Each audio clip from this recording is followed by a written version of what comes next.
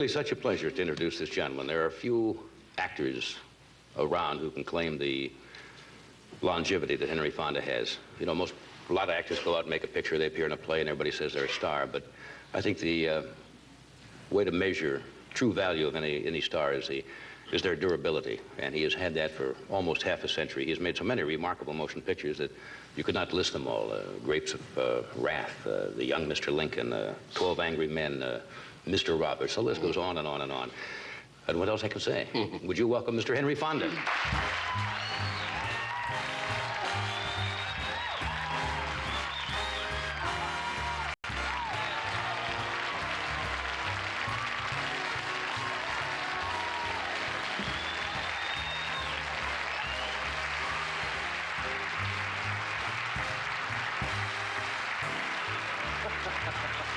Good to see you. Good to see you, John. Yeah. I know sometimes it's difficult to hear what I'm saying before somebody walks out because you're behind the curtain, but you've been an actor for almost half a century. Over half a century. 55. 55 years. I undercut you by 5 years.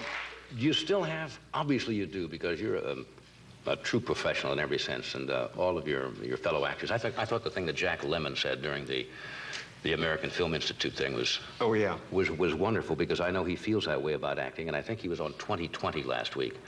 And he said because a lot of people put down acting as a profession, like it's not, you're not out building something.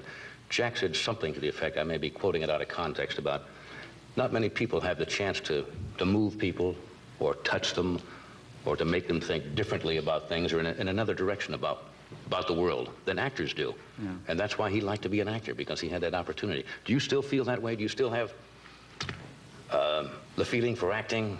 And, yeah, I don't know that I have the same, I wouldn't say for the same reasons. Yeah. It's very selfish for me. Yeah. I get a real joy out of acting, mostly in the theater, but, well, that's what we're doing now, of course, is the thing we're rehearsing is theater, but I love to act just because I'm somebody else. Right. It's pretending you're somebody else, and I found out 55 years ago that you could get paid for pretending you're somebody else. Most actors, I have found out, it seems that when they were young, were quite shy. And a lot of professionals are still very shy. That's true. Yeah. But when they can run into the character, sometimes I know certain actors like to play a period piece where they can get into a costume. Yeah, again, because it isn't me. I got a mask on, and I can get out there and, be the guy that the playwright conceived, who's funny or smart or all the things I'm not. And that's why it's therapy. Yeah. But when you started 55 years ago, did you have any idea? Because it's kind of a dumb question, because all of us can't look back and say, yeah, I predicted this would happen.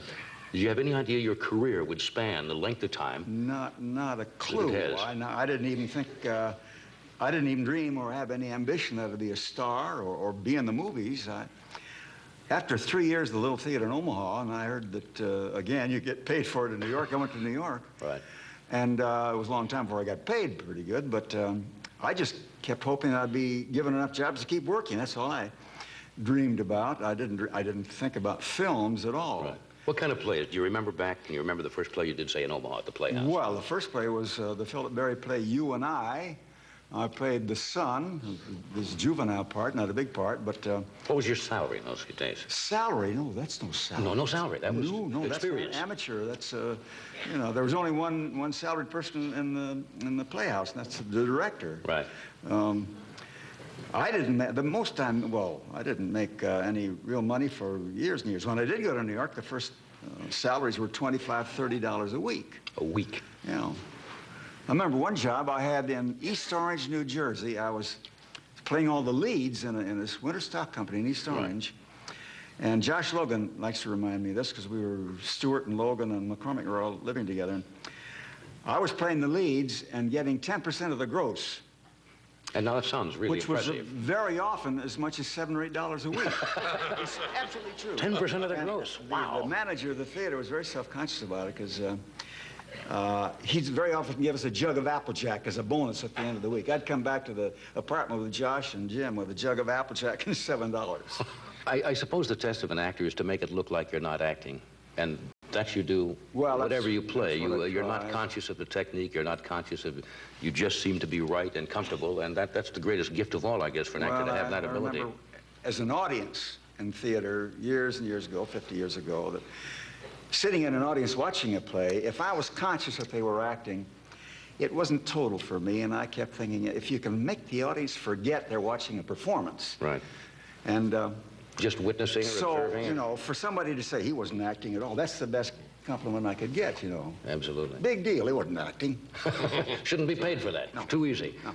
As a matter of fact, the last show I ever did live was at this studio. Right here? It was the first color program when this studio was built 20, 30 years ago. That's right. Did Petrified Forest with Bogart and Bacall. My God, right here. Studio One, right here. Yeah, it could be, yeah. But I'm always intrigued, of all of the movies you've made, was there a part that you really identified with, that had more personal feeling with than any other? I suppose for personal identification, it's got to be Mr. Roberts. Oh, I although love I don't that. feel I was as good a guy as Mr. Roberts was. Oh, yeah, but that's a work of art.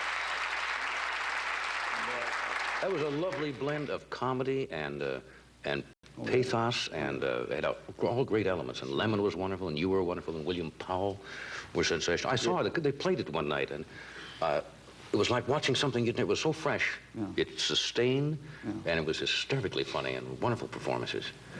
A lot of actors I've talked with on motion pictures talk about the waiting. They say, well, I'm not paid to act, I'm paid to wait.